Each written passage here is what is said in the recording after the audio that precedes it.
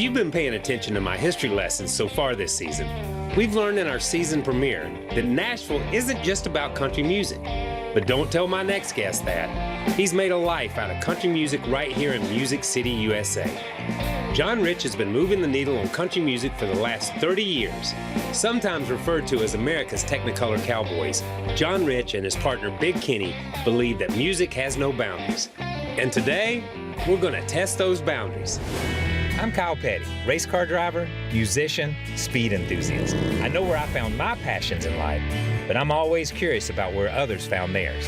And I've figured out over the years, the best way to get to know someone better is over a little food. So I'm hitting the road to catch up with some friends to hear their life stories, and you're invited. Pull up a seat and join us for this edition of Dinner Drive.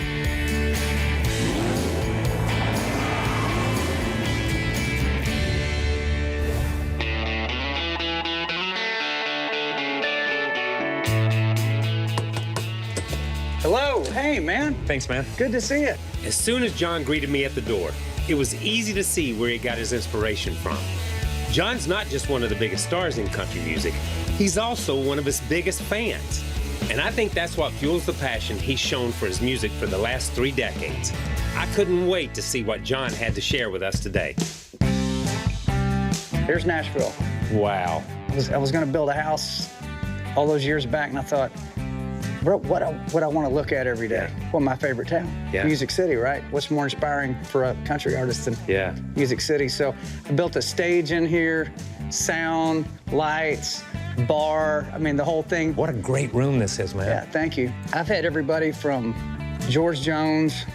I had Twisted Sister playing in here one night. We're not gonna take it. No, and this place is going like that.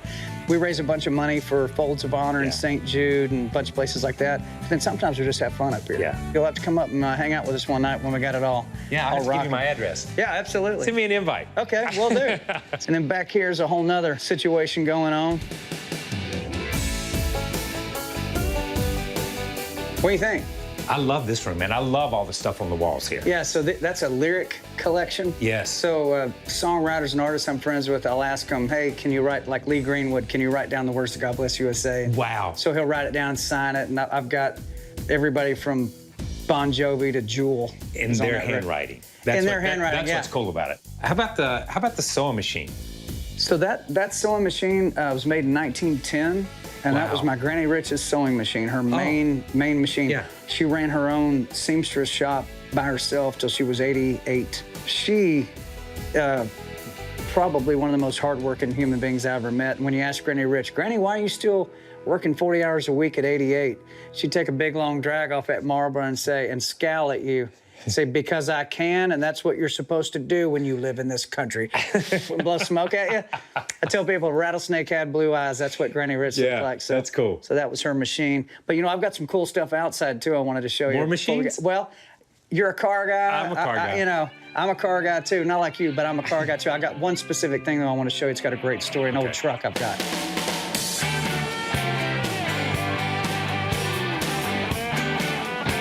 Three things I can never seem to let go of: old guitars, old cars, and old rifles.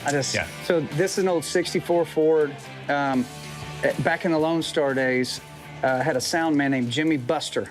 Yeah. And Jimmy was on his 3rd kidney transplant when he was in Lone Star. Well, he and I became really tight. He was my hotel buddy. I always shared a room with Buster. And he told me, he said, listen, if I'm ever on the table and I'm, you know, life support, would you be power of attorney for me to take me off of life support? That's heavy. I was 24. That's big, man. I said, don't you think a family member should do that? He goes, I don't want my mother to have to do that. Yeah. He said, I look at you like my little brother. Yeah. He's going to get a 4th transplant. Never got the transplant, and I had to sign the paper to take him off. So at the funeral, I told Jimmy's mother, I said, hey, Jimmy told me about this old truck he was always going to fix up that his uncle so-and-so. She goes, oh, yeah, he's over there in the corner. So I went over to him, and I said, hey, I'd like to buy that truck. He goes, okay, what's down the road in the barn? So me and my dad went and got it, hauled it in. It's been about 22 years now. We had it restored pretty well. Yeah. We called the truck Buster, and you know, it's kind of like you're riding with your old buddy when you're in it. You remember such a great person like that, and I got to finish what he wanted to do. You know, he always wanted to finish that truck out, and he never got to. What a great story, man. Yeah. Well, I'm getting hungry, and I actually ordered some barbecue, Martin's Barbecue. You ever heard of that? Nope, but I'm ready for These guys barbecue. are killer. I'm ready for it. Want to go down the road and grab some food? All right. You want me to drive? You gonna drive? I'll drive. I know how you drive. I don't trust it. All right, man.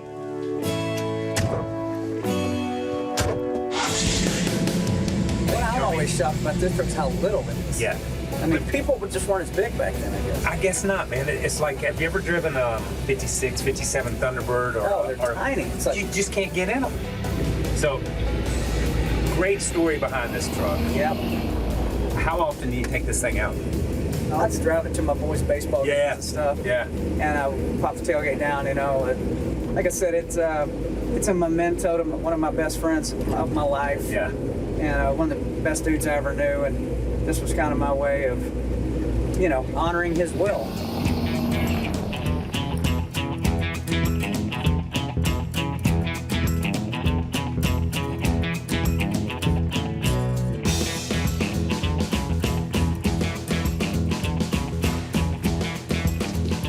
Hello, welcome to Martin's. Good to be here. Good to be here.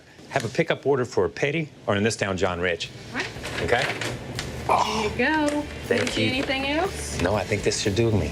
All right, have a great day and you enjoy. Thank you. We will enjoy. It smells delicious. As I'm sitting in that shape, I turn on the CMA Awards where I'd been there the year or two before that with Lonestar, and there's somebody else playing a bass guitar Yeah. on stage and not me. And I'm sitting at home with no publishing deal, Yeah. no record deal, no college education.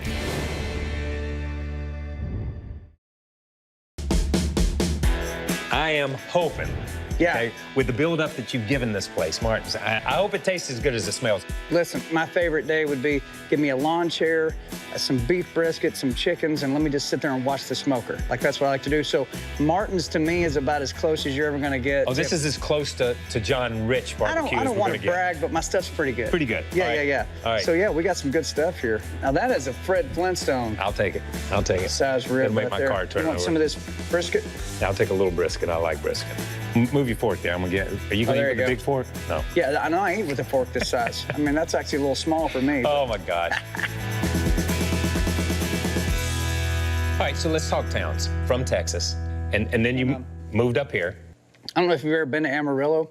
I have been to Amarillo. But it's flat. Yes, it's flat. Windy. Had a pair of boots made in Amarillo. If it wasn't for Interstate 40, there would be no town there probably. That's where I grew up, and we lived in a double-wide trailer out in Texas, but guess what? We had a used car, but it was the shiniest used car you've ever seen. We had a small yard, but it looked like it had been manicured with a pair of scissors. Everything we had, we took pride in. We took care of what we had, and so we looked at it like that. Money does not define who you are or what you're supposed to be doing with your life. Money is just, if you can get your hands on it, great. If you can't, it does not change your status. So we moved back to Tennessee when I was starting out in high school, and I graduated high school out here, barely graduated high school, not a great student. And then, you know, that's where I started to realize all these music people were around. So, Yeah. what kind of music did you listen to? When I got out here, I remember this one kid I became friends with. He said, yeah, my dad drives Ricky Skaggs' bus. I said, so your dad knows Ricky Skaggs? Now, the reason that was such a big deal to me is I would take my allowance money, I'd go down to the Walmart store once a month in Amarillo, and I would buy the records I've been hearing on the local country station, and Skaggs was #1 to me. Yes, he was. I couldn't believe this kid's dad knew Ricky Skaggs. And then it dawned on me, well, holy cow, we're only a few miles outside of Nashville. All those people are just right down the road. And I went, wow. I was like, well, you know what? I wonder if I could tap into that somehow. I'd kind of like to just poke my nose around and see who's hanging out. And you go to work at Opryland. So when I was 17 going on 18, another friend of mine at school, he goes, hey, look, it's in the Tennessee, and he goes, Opryland's having auditions. I drove down, auditioned for it, got a call back, did the second audition. They said, okay, we want you to work at Opryland, making, keep in mind, at least $320 a week. Wow. So. Yeah. And then you're in Lonestar. How did you meet these guys? And tell me how you got into this band. So that's where I met Dean Sams, who's the guy that put Lonestar together. He hit me up one day at a show, and he goes, hey, you're from Texas, right? I said, yeah, Amarillo. He goes, yeah, I'm from Dallas area, and a couple other guys just moved here from Texas. We're going to put a band together. You play bass, right? I said, yeah, sure, I can play a bass. I'm like, how hard could it be? It's only got 4 strings. I play one with 6. This is nothing. Yeah. So I called a friend of mine who was a really good bass player, borrowed a good bass, borrowed his amp, had him teach me how to sort of kind of play a bass. I went and did the rehearsal, and they said, well, you're terrible at bass, but you can sing higher than Richie McDonald. I could hit the high notes, and they couldn't hit them. So I said, so you can stay in the band, but you got to get better at the bass. And that's how it started. Yeah. And so my run with Lonestar went several years. We went multi-platinum. Oh. I wrote my first hits in Lonestar. So I decided not to go to college, but rather get in a van, pulling a trailer with a bunch of guys that were 10 and 12 years older than me and play Holiday Inn lounges, right? Yeah. Didn't exactly make my parents happy, but it was the right move. You guys were everywhere. If I go back to that period of time, on the radio, you couldn't change the dial. Yeah. Lonestar, Lonestar, Lonestar. It was that kind of thing. Mm-hmm. But somewhere during that 5 or 6 years, you decided it was time to move on. And, Well, that's not exactly right. okay. They That's what I decided want- it was time for me to move on. That's it. It got down to, listen, these guys were all married. They all had kids. I'm in my early, mid-20s. That is not what I'm thinking about. Yeah. I'm wanting to write Save a Horse, Ride a Cowboy. Yeah. And they're wanting to sing Mr. Mom. Yeah. You couldn't be in 2 different directions Yeah. more than that. So I thought to myself, you know what, I'm going to show them. I'm going to go get a solo deal, and I'm gonna find them on the chart and beat them. Yeah. So I did. I went and got a solo deal, and guess what happened? Put out 2 songs. Neither one of them cracked the top 50. Got dropped from my solo deal. As I'm sitting in that shape, I turn on the CMA Awards, where I'd been there the year or 2 before that with Lonestar. Now here they are on the CMA Awards singing this little song called Amazed. Baby, I'm amazed by you. Yes. One of the biggest country songs that ever happened. And there's somebody else playing a bass guitar on stage and not me. And I'm sitting at home with no publishing deal, no record deal, no college education, watching what possibly would have been my future, and I'm not a part of it. It was challenging, to say the least. How do you come back from that? What I did in that little time period was, first of all, went off the rails. I mean, just raised mortal hell on that town, because I was angry, upset, embarrassed, you know, all those things. But once I got through that little part of it, I thought, you know what?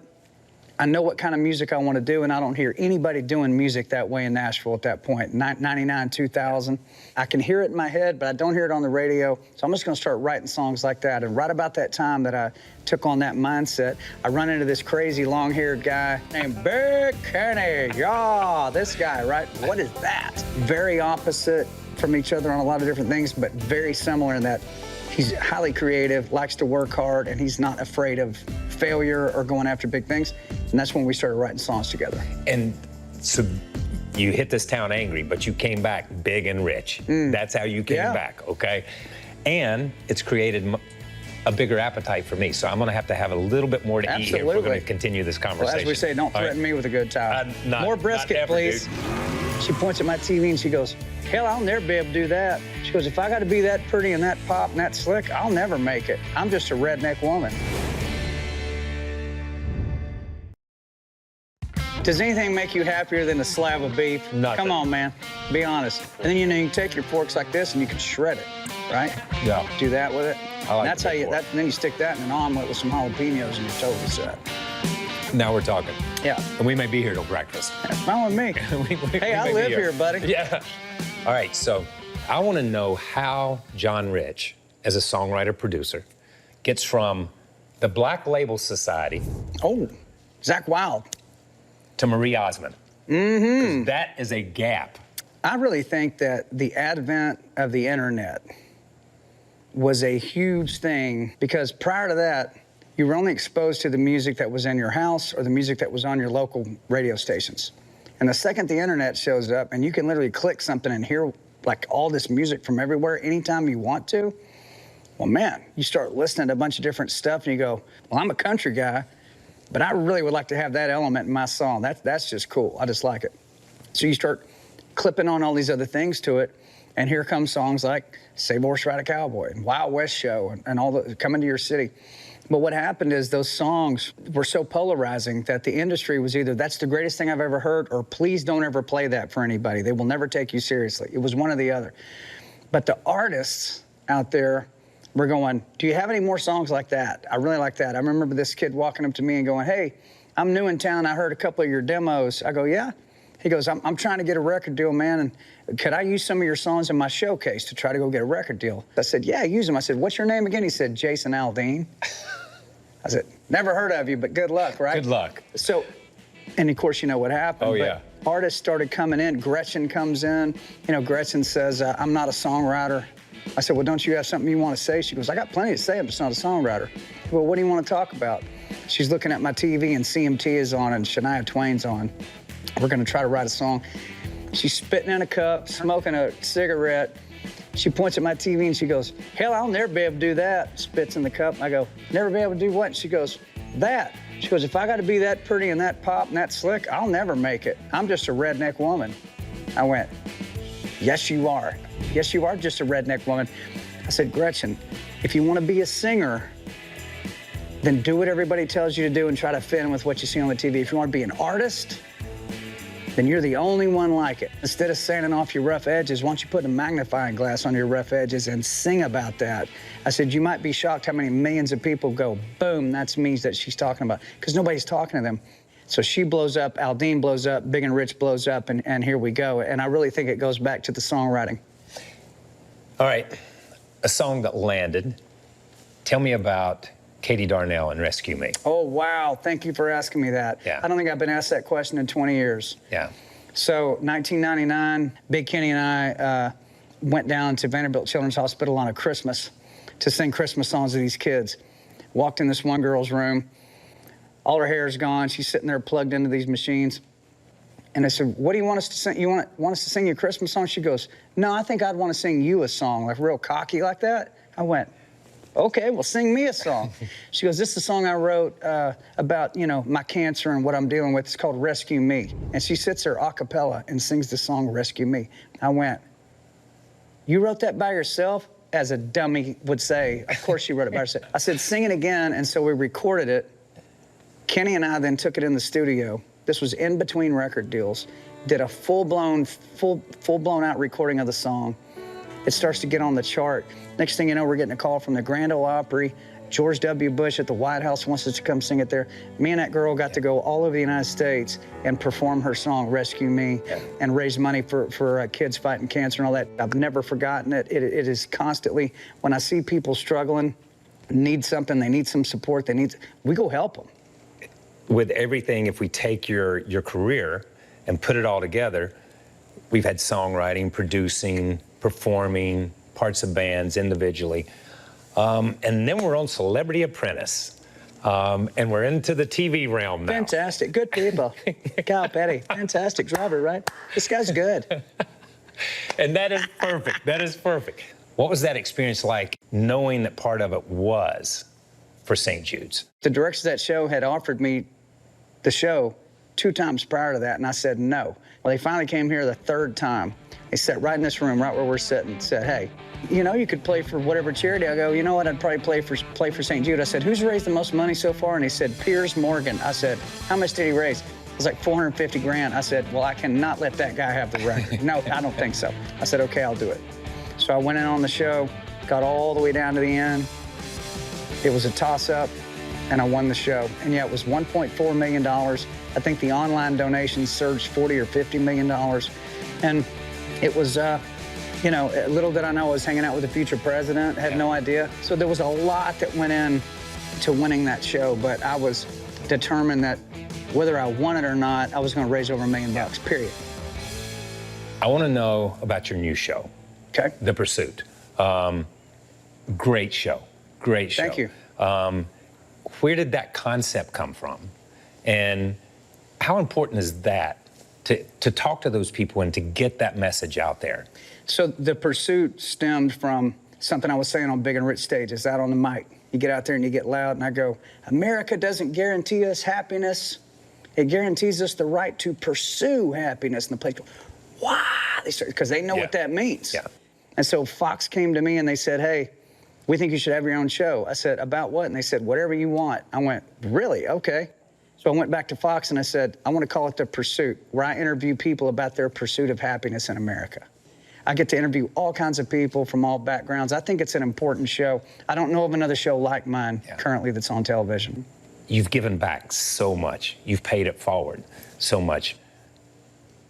Where does that come from?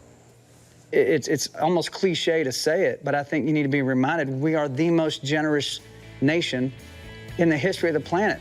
We're all about taking care of our neighbors. We're all about taking care of any human being out there that finds himself in that tough spot, and we know we can fix it. That's an honorable way to live that has integrity to it.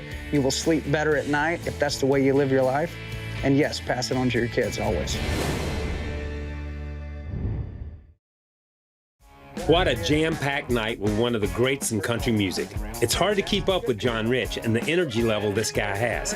It was a pleasure to see the pride he has for where he came from, the path he took to get to where he is today, and the direction he wants to go from here. Well, John, I think we did it all. You gave me a great tour of the house. Yeah, we did almost everything. Almost everything. We had some jam and barbecue, and you showed me the truck, but... We never got on the stage to play music together. That's got to be our next little endeavor, is a jam session. Is that an invitation? Cal and Rich. Oh, no way, We got to do it, man. I'm ready. Thank you, man. I enjoyed every second of it. I enjoyed it, too. Yes, sir.